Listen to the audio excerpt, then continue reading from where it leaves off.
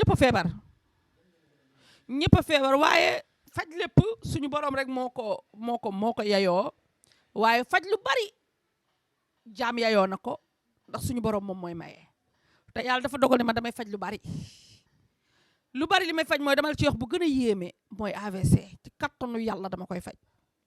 su fekkee yàlla dafa dogal nga AVC suñ la jamee puso nga yëg ko boo ñëwee incha allah ma faj la ci diir bu gàtt boo tëddoon nag 20 ans sentir sa côté rek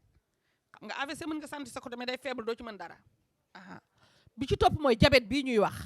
mama taal bi Cheikh na daf koy raxas ba nga am sa taux de sucre normal dootul yee ci kattanu yàlla ak mbaaxam bi ci topp mooy góor gu néew kattan impuissance te judduwaale wuloo ko soo ñëwee ma faj la mama taal bi Cheikh na mu ngi ci 17 turandoo xam nga lu ko may day faj ko amul doom waaw say règle aju nga ni gisuma règle aw ma doom wala ngay gis sa règle mënoo am doom baa nga am benn taxaw góor goo xamante ni mën nu yoom dafa oyof boo ñëwee incha allah mama taal bi seen dina la jàppale li duuf ci nag yëpp xajul ci cin li te boo bëggee wax lépp ñu ne nee na mën na lépp te mën lépp yàlla rek a ko yayoo te xam naa ni fii ma toog tey muy Sénégal Vision bii di ci wax samay wasila ak ñi ma bëgg ak ñëpp dañ koy seetaan ndax mooy suñu tere ñun xaajari mooy tere àdduna